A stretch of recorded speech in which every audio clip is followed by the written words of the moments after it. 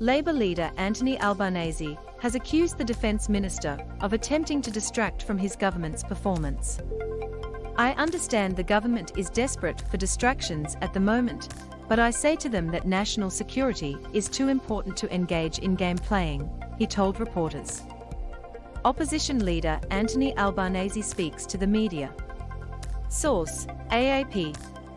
Former Liberal Prime Minister Malcolm Turnbull has also blasted Mr Dutton's comments as reckless and ludicrous. "We should not be turning the debate about China, the debate about national security, into some kind of Reds under the bed scare," he told ABC Radio on Friday. "It is using dealing with matters of grave national security purely for crass political advantage." Prime Minister Scott Morrison had echoed Mr Dutton's attack in Parliament, claiming that those who are seeking to coerce Australia knew that their candidate in the election was the leader of the Labour Party. Mr Dutton has claimed his assertion is supported by open-source information about Chinese infiltration and influence within the Labour Party, describing it as uncontroversial. "If you look at the facts in this case, they certainly, from what I see both open source and other intelligence that I see, it's a statement of the obvious," he told ABC Radio. "There is no doubt that there are elements within the Communist Party that would be very happy to see the back of our government."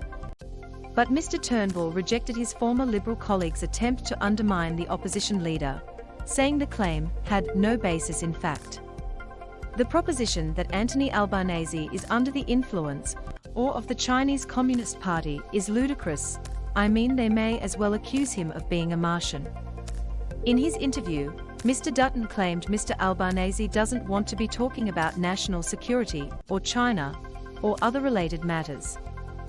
The Defence Minister also cited relationships going back to former Labour Senator Sam Dastyari and former NSW Premier Bob Carr, who he said was obviously very close still to Beijing. Labour has maintained its approach to Beijing's increasing aggression in the region is in line with the Morrison government, despite raising concerns over its handling of diplomacy with Beijing. It has supported the government's diplomatic boycott of the Beijing Olympics, as well as criticizing the Chinese government's record on human rights, including the treatment of ethnic minority Uyghurs. Mr Albanese has previously said China has become far more forward-leaning in recent times, maintaining that Australia must speak up for our own values against this change in approach. ASIO Director General Mike Burgess delivered a speech on Wednesday night saying foreign interference must be guarded against ahead of an election, but stressed it was not confined to one side of politics. "It is critical we do not let fear of foreign interference undermine stakeholder engagement or stoke community division," he said. "Were this to happen, it would perversely have the same corrosive impact on our democracy as foreign interference itself." Mr Burgess also confirmed the spy agency had recently detected and disrupted a foreign interference plot in the lead-up to an election in Australia. The Sydney Morning Herald on Friday reported multiple security sources had confirmed to them this attempt involved a Chinese spy ring trying to bankroll NSW Labour candidates in the upcoming federal election. Mr Albanese has since responded to the report, saying he has contacted ASIO's Director General, who confirmed to him no concerns have been raised about their Labour candidates.